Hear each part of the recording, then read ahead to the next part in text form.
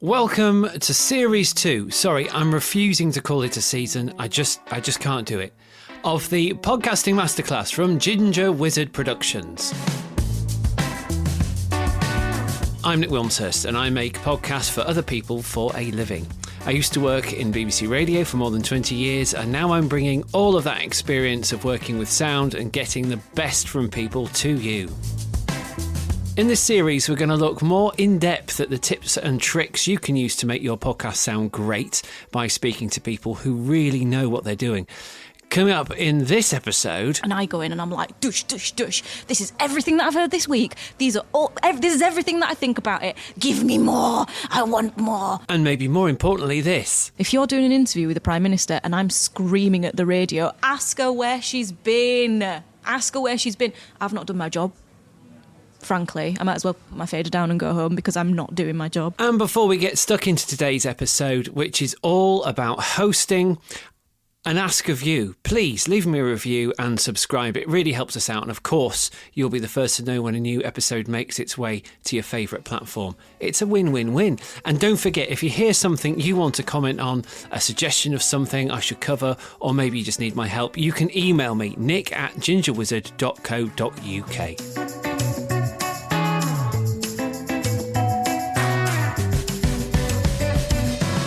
On today's episode, we're in the Outlaws Yacht Club, a cafe in the centre of Leeds. I'm joined by Rima Ahmed. Hello. Hiya. How are you? I'm all right, actually, yeah. You are a presenter with a huge CV. You worked on Radio 4. I have. That's true, isn't it? Correct. 5 Live. Facts. Tick. And Radio Leeds, where you've got a regular gig as the breakfast show presenter. Sure, yeah. And we're speaking at the moment where you've really just finished. I've done a show and I've hot-footed it over here. How was it? Was it all right? Yeah, it was a load of fun. It was a lot of fun. Well, the thing about local radio and having a show on local radio is that to an extent you can kind of make it what you want it to be. Even with all that management? Well, you have to, as long as you're putting your listeners at the forefront of what you're doing, because I mean, at the end of the day, I cover all the politics and I give you news and I tell you about the roads and I tell you about what the weather's going to be and I tell you about what's going on in politics and the big stories of the day. Everything that you need to know for a morning, I'm giving you.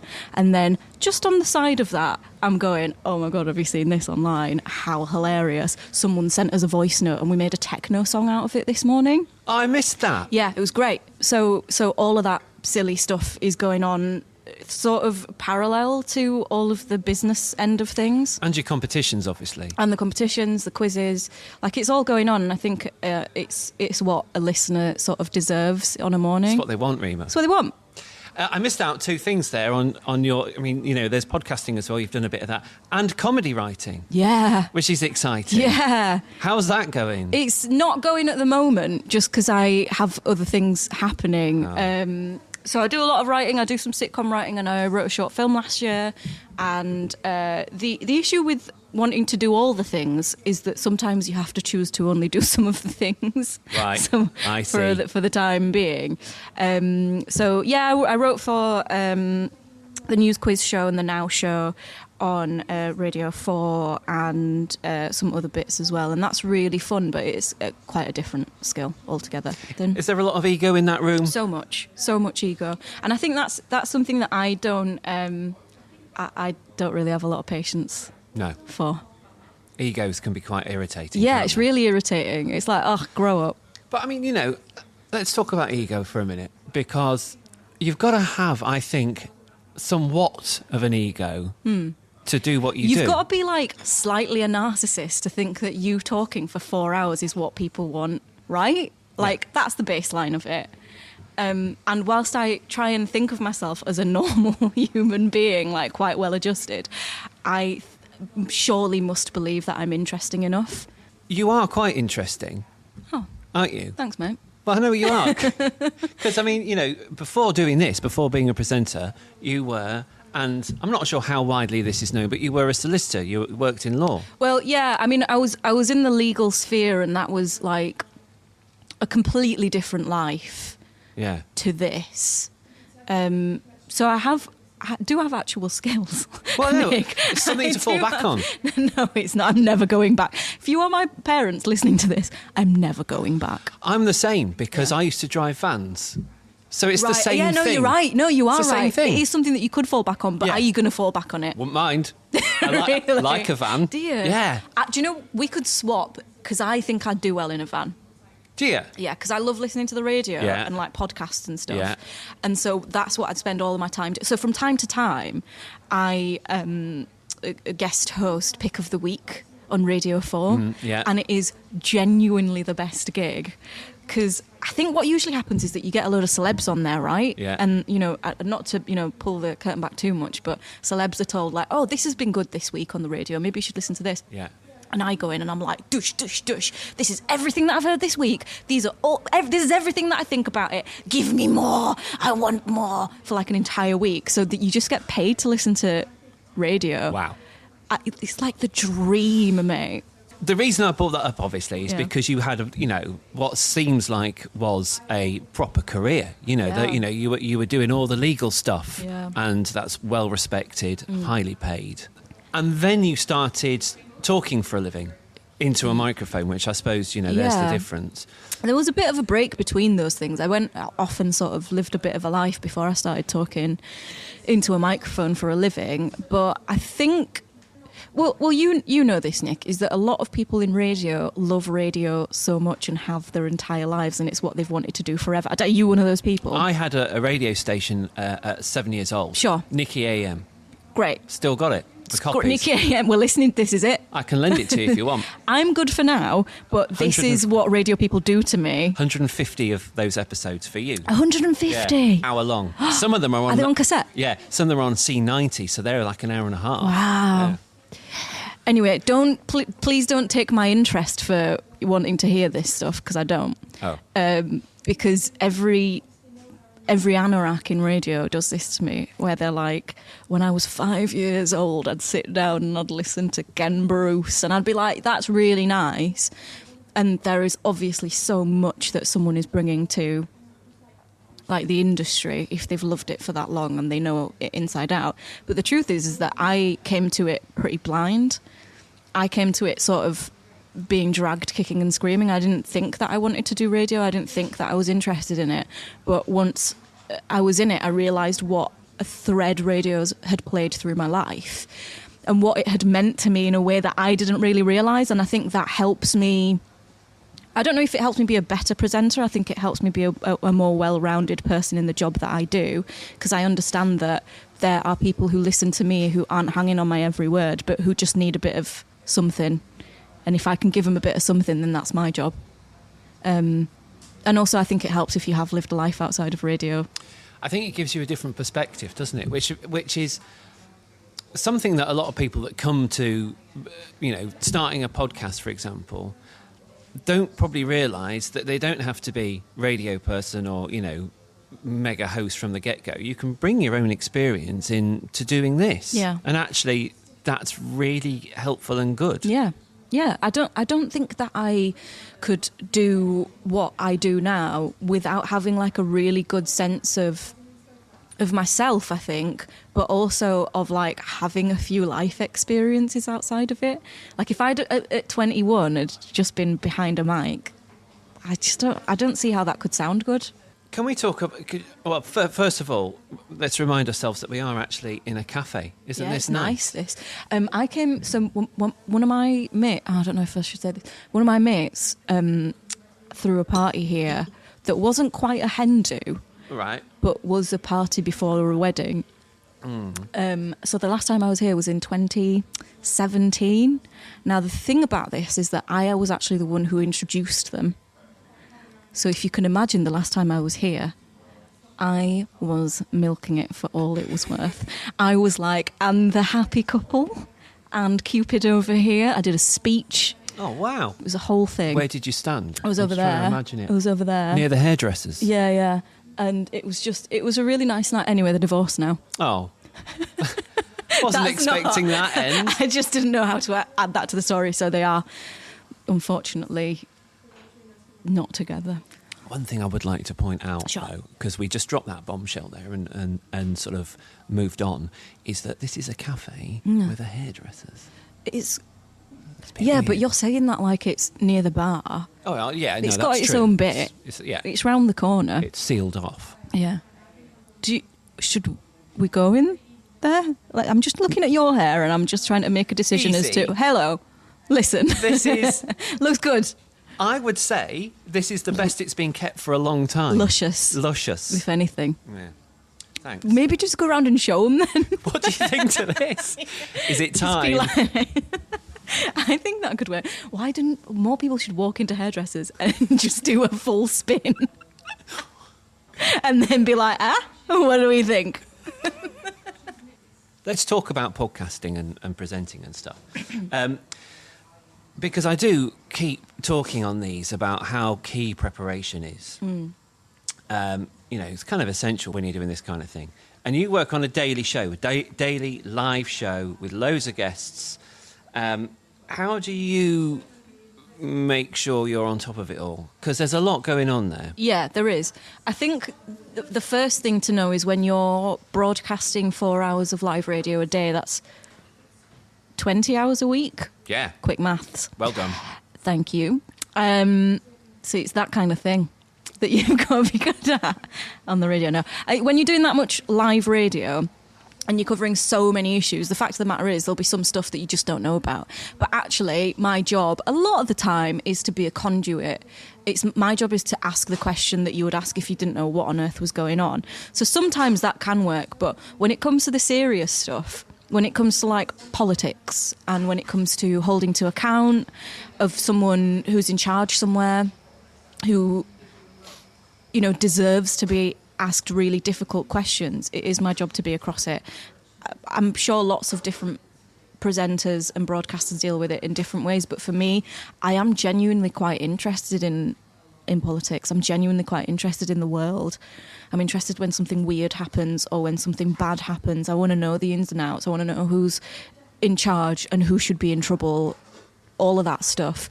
And so there's that element of it, which is quite nice because it doesn't feel like work when I'm reading a BBC article or doing some research about something the night before a show. But also, I try really hard to be involved in the editorial process of my show because I have a really great team of producers, like just second to none, amazing people, like radio professionals who are so across their own brief. So if I can go to them after like a show and say, oh, tomorrow I was thinking we could do this, what's great is that they'll be like, oh, great, yeah, well, we could do it like this. What do you think? Have you got any ideas for who you'd like to talk to? All of this stuff. And that helps inform what it's going to sound like before it goes out. And it helps inform the questions that I ask. It helps inform, like, why am I interested in this? If I'm interested in it, surely someone else will be interested in it. But it's bouncing those ideas back and forth.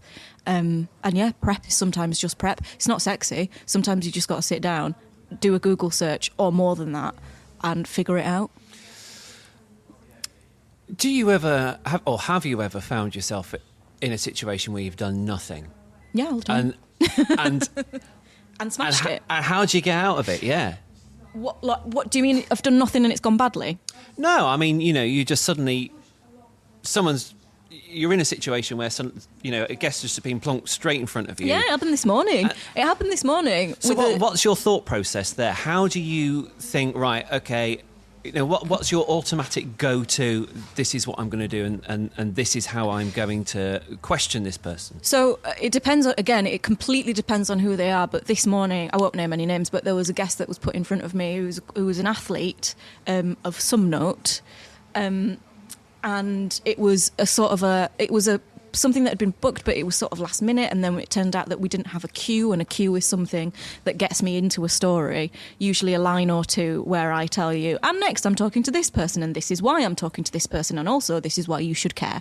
Without those lines, which weren't there, I have a producer who says, right, we've got this person, and I'm just going to tell you very quickly the situation. So I had my producer say, oh, right, it's this guy, and it's this, basically. And then my job is to have some context. So if I've been involved the day before, if I've been, sent a briefing of what's going to happen on my show, I kind of have a good idea of who this person is. There's never a time when someone's just going to be dropped on my lap and I don't even know their name. So this morning, my thought process, first of all, was, okay, I need to give him a warm welcome because he's someone that I want him to tell me something that he hasn't told anyone else. That's always the thing. Whenever I sit down to talk to somebody in this situation, I want them to go, oh my word, nobody has ever gone there. Yeah.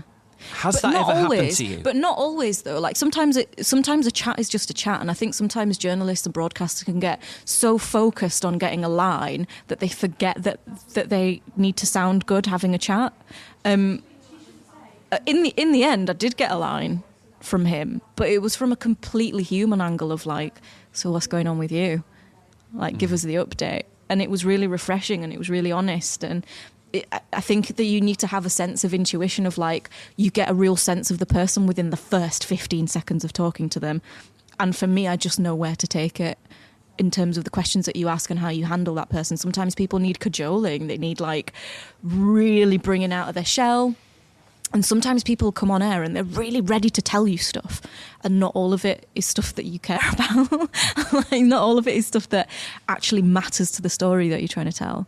But it is, for me, and I know that it's not the same for a lot of broadcasters, but I'm really interested in just having a conversation with someone and like authentically and organically finding the thing that they've never told anyone else. And that does happen a lot. It happens a lot. I think you've just got to really care about having a conversation. So, I mean, you're talking about sort of authentic connection then there, yeah. I guess. Yeah. Yeah. Which is a great thing, because I think a lot of people, I've done it today. I've got a list of questions. I know kind of where I want to go. I've already ignored it 5 times. Yeah. And that's the thing, I guess, isn't it? Yeah, that's it. Because you're not, if you think of the best conversations you've ever had in your life, and for me they are almost exclusively with strange girls in bathrooms at like 11 p.m. and they're slightly drunk. We're talking about not your bathroom at home. No. Here. Like when if you're a woman, you know exactly what I'm talking about. There's a thing that happens in women's toilets, right? In like a bar or wherever or like a restaurant or whatever, where there is a sense of kinship with your fellow sisters. And I sometimes have like the best conversations with a woman that I have just said, oh, that lippy looks really nice on you, where's that from? And then we've just had a really deep conversation about something. And there's an essence of that is like supportive and ridiculous, but sometimes it can be quite serious. Sometimes you bump into a girl who's on a first date and she's like, so this is what he said to me, is this a red flag? I've had that in like a toilet when I've gone in to the loo. And I'm not saying that that's the essence of conversation that I'm bringing to the radio all the time. Like, that is not my vibe. Slightly echoey. Constantly. A tiny bit smelly. Yeah. That's what they say about me. But that real rawness of meeting a stranger and telling them exactly where you're at. Yeah. Like, there's something really powerful in that, dude. Like, there's something really powerful in being able to immediately go, all right, well, we've just met, but let's talk about this thing. It's interesting because gents' toilets are absolutely the opposite. Your problem is urinals. Yeah, I think you're right. You're right. Yeah.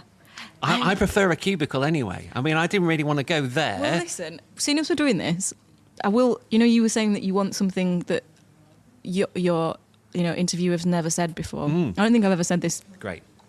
Before. Hang on, let me get comfy.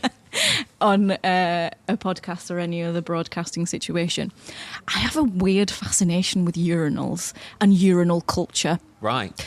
Because obviously as a woman, I don't see them anywhere. And to me, it is mental. It's crazy when you think about it. Convenient. You're going to stand in a line with other dudes I mean, having a wee. The general rule of thumb is that you try and at least keep one urinal apart. Yeah, I've heard about at this. least. Yeah. I mean, going straight in, Yeah. then, next door, I would feel very uncomfortable for both of us. What happens when it happens, though? All right, mate. Head nod. No, there's none of that. You're looking at the tile work. Okay, Let's put it like that. Okay. You're looking at the gap in between the two tiles, how the craftsmanship in that toilet has gone. Things could be so different, though, Nick. What if I turn and start talking? I'm just saying, we live in a world where we're like, oh, men should really talk more to each other. Maybe you're right. I'm not making this into a men and women issue. No, I'm just I don't saying, know. Like, wouldn't it be nice? It would. If you could just have a little chat with a guy Yeah. at the urinal and it not be weird. I mean, I would say those chats probably happen more, for example, at a bar. Obviously, alcohol has been at play there. Everyone's feeling a bit looser anyway. Yeah. And sometimes, that. I mean, the old great thing was not that I'm advocating this, but smoking outside, having a cigarette with a stranger. Yeah. You go to all sorts of places. Yeah, I'm sure. But I mean, I don't smoke anymore. As a non-drinker and a non-smoker, though, it's difficult, isn't it? I'm surprised you forge any relationships. I know, that's why I sit in a box and talk to myself for a living. Let's talk about perhaps one of the biggest and most recognised things that you have got up to, especially when it comes to interviewing, and that is Liz Truss. Good morning, Prime Minister. Good morning. How are you? How are you doing? Have you slept well? I have, thank you very much. And it's great to be here on Radio Leeds. I am really glad that you are here as well, because since Friday, since your Chancellor Kwasi Kwarteng's mini budget, the pound has dropped to a record low. The IMF has said that you should reevaluate your policies, and the Bank of England has had to spend £65 billion to prop up the markets because of what they describe as a material risk. Where have you been? Well, I think we've got to remember the situation we were facing this winter. We were facing a situation where... interviewing the Prime Minister. It was a round of interviews that she did for local radio. I was going to say when this was, but it's so hazy, that bit of politics, when there was quite a few Prime Ministers, one after the other. As you said in the intro of that, they'd not been around for a little while. That question, where have you been, went all over the place. People on the internet loved it. Did you plan that? Not really, no. People ask me this all the time about that, and it's really interesting that about this whole thing, because I was really worried that it would become a catchphrase, the "where have you been" thing. Like, I actually really didn't want that to happen, and it was so huge. Like, I don't know if you remember this, and maybe it's different for me because I was at the centre of it all, but it was all anyone talked about for at least a 48-hour cycle of news that week. And I was really stressed that people would be like, oh, it's "where have you been, girl," or whatever. So no, I didn't plan that. What happened was, literally the day before, we were told that there was a chance that Liz Truss would come on to talk to some local radio stations. She'd been AWOL for a few days, and it was just a thing of, it might happen. Just, it might. And as you know, with a lot of how things work in radio and telly and all sorts, and especially when it's live, is that sometimes things just don't happen. Things just fall through. And especially when it's big things like that, the chances of them falling through are much higher than them actually happening. So I came out of a show and was told this, Liz Truss, maybe tomorrow. I was like, cool. And I went home and went about my business and went about my life. I think I actually had a nap that day. It was quite pleasant. And then I went to bed at a reasonable time because this was only my second week of doing breakfast, so I was still getting used to getting up really early. So I went to bed at 9 p.m, which for me is insane. That's insanely early. Yeah, just would never do that ever. And I was woken up at 9:25. I immediately fell asleep. I was woken up at 9:25 p.m, and I still remember because I looked at my phone what? To my phone, absolutely blowing up. It was hot. My phone was hot. Wow. And it was a call coming through, and there's only a few people that this is a lot of detail, but on your phone, when your phone's on silent, you can have some people and it comes through and you can hear the ring. And it was one of my really close friends who rang me, and I thought, oh God, something really bad's happened.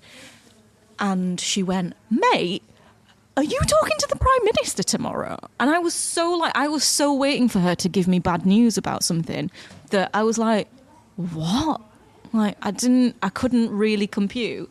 And I was like, yeah, how do you know? Like, it was really strange. And then I went on Twitter, and I think the news had got out that Liz Truss was doing this round of interviews, and it had just gone absolutely crazy. And I remember at that point still being like, probably won't happen though. So I put my phone on silent. I didn't respond to anyone, put my phone on silent and went back to bed. And then when I went into work the next day, it was on my drive in actually, and I thought to myself, which I usually do on the drive in to work, it was, okay, this is coming up, that's coming up, how am I going to deal with that? What am I going to say about this? Do I have anything interesting to add on this story? And it was the thing that I was thinking about in the car. If Liz Truss turns up, what would I ask her? Like, what would my neighbours in the supermarket be like, oh, why didn't you ask her that? And it was, where have you been? Like, where have you been? I mean, the great thing about that question is that, it's very simple. But you're right. I think you absolutely tapped in to the thing that everybody was thinking, and I think perhaps couldn't quite vocalise at that point, because you suddenly start to think, oh, should I ask her something fiscal? Yeah. Should I ask, is there something more political we could be going? Actually, what have you been up to while Rome burns? Because, I mean, that's what was happening at the time. Yeah. The pound had tanked, I think, at the time. Sometimes the simplicity of a question is actually the killer about it, isn't it? I think it's going back to what I was saying about that intuition about things as well. Because I remember saying to my producer, Andy, he was like, what do you want to ask in case it does happen? I remember just saying, where have you been? And he was like, yeah, good, that, you can ask that. That's fine. And that's another thing, because you work it's not just me coming on air and doing what I want. Well, sometimes it is, but like a lot of the time you work it quite collaboratively with the people who are behind the screen and behind the microphone who you never hear. You know this from your years of producing, and it's interesting to me that if you work with the right team, they know exactly who you are, and they know whether you're going to, stick the ending or whether you're going to bottle it. and my team, hopefully at this point, know that I'll never ever bottle it. I'll always ask the question. I'll always try and stick the landing. But in truth, I knew that was one of the main things that I wanted to ask her. But I didn't really still know that I was going to ask her it until at 8:00. Until I heard the voice in my buzzing through in my ear, Prime Minister online, whatever it was. So I think you have to have a sense of intuition, but also especially when you are public service broadcasting, you have to keep the listener at the forefront of your mind always. What matters to them? If you're doing an interview with the Prime Minister and I'm screaming at the radio, ask her where she's been. Ask her where she's been. I've not done my job. Frankly, I might as well put my fader down and go home because I'm not doing my job. Let's talk about criticism. Because it occurred to me that a lot of people that do podcasts and that kind of thing, probably the only feedback they get is from people that love listening to their podcast, because otherwise why would you be interacting with it? So criticism probably isn't something that they come across very much, apart from the odd awful comment on Twitter, maybe. How do you choose? Because you will have sessions, I imagine, still all the time with some form of boss, the BBC, giving you their opinion on how you did that day on the show. So how do you choose which bits of criticism to go, do you know what, actually, that's right, and I should probably do a bit more of that? What's really interesting about this, Nick, is that I have never been criticised my entire life. That's a lie. I'm surely just a perfect angel. Obviously, that's a lie. Yeah, thought it was. So I think you've got to. I think in a job like this is that everyone has an opinion, and you have to be really... Don't do this job if you want to be loved. Don't go into radio broadcasting if you want people to turn on the radio and be like, oh, Rima, I love her. Because there are going to be some people that do have that reaction, but there are going to be a lot of people who don't care. And there are going to be some people who hear my voice, who've never seen me, who don't know me from Eve, who are like, hate her, hate this woman. And you've just got to be prepared for that. And that's fine. Like, genuinely, don't mind that. That feels quite human to me. When it's a boss giving you feedback, I think you've got to understand what your boss's aims are, and you've got to understand what your own aims are. And they will converge at points, but sometimes they will run parallel. And sometimes it'll be really great advice. Sometimes genuinely, you'll hear something or someone will tell you something and you'll think, you know what? Yeah. I should be doing more of that. And I've had that. And it's usually something technical for me. Like, the sort of feedback I get is like, can you do the travel news on time at 7:30? And I'm like, you know what? Yeah, I will. Because at 7:30, if you're in the car and I'm waffling on about something and you actually just want to know whether the M62's rammed, fair dues. Sometimes it's stuff that you immediately feel like, this is an attack on my character. And that's really interesting. Because that sometimes, quite honestly, I do feel like, oh, what are you trying to say? And then I have to step back from it and just think, is this valid criticism? Am I taking it on the chin? Will it make me better? And I think that's the big question. Will it make me better? Only you know that. I'd like to think that I roll with it. I'd like to think that I'm not precious about any of it. And if you tell me something, I'll be like, all right, I might not like it in the moment, but after I've thought about it, if it's making me better, then yeah, I'll have it. If someone were to ask me this, I'm not sure I'd have an answer. But is there one piece of practical advice, wisdom, that's stuck in your mind? Yeah, so the the great Andrew Edwards, just legend of local broadcasting. Love him dearly as a colleague and a friend. When I first started, I knew that I had something to say and I knew that I could be relatable. But I really worried about, what if I run out of things to say? What if I actually don't have anything to say? Everybody has that nightmare that works in radio, where you're sitting in the studio and nothing works. Yeah, and it's not happened to me once. The advice was, it's very technical advice, but your job is to know what's happening now and what's happening next. And that's it. And that's it. Now and next, now and next, now and next. If you can do that for 4 hours of live broadcasting, you'll get to the end and it'll be a beautiful show. Even if you think about it as general life advice, now and next, what am I doing now and next? Can I just say this one thing while we're talking about like presenting and stuff like that? I just think that there are so many people that are like not very nice who... Not so many, but there are lots of people who are not very nice because they have this really inflated sense of ego and this really inflated sense of everything that I say is interesting. And that's the only thing that I would ever really advise against, is building yourself up. You need to be confident in yourself. You need to know who you are. But I think the moment that you start taking that for granted and when you start thinking that you know best, I think that can be like really detrimental to who you are as a presenter of anything. Stay humble, stay cool. Yeah, honestly, stay cool, kids. I'm not saying that I am. I'm probably a massive nightmare. My producers might listen to this and be like, who did you think she's kidding? I think you're still quite approachable. I think you're still relatively normal. Well, this is it, because it's not normal, is it? This is the point that you're making, is that it's not normal to do this for a job. We should do this again in like 10 years and see where I'm at, because I would be like screw loose probably. I don't think you'd even reply to the WhatsApp I sent you. I bet you wouldn't. What?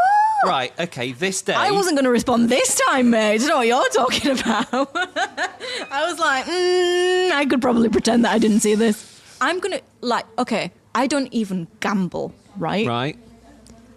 I think we should put money on this. How much? £500.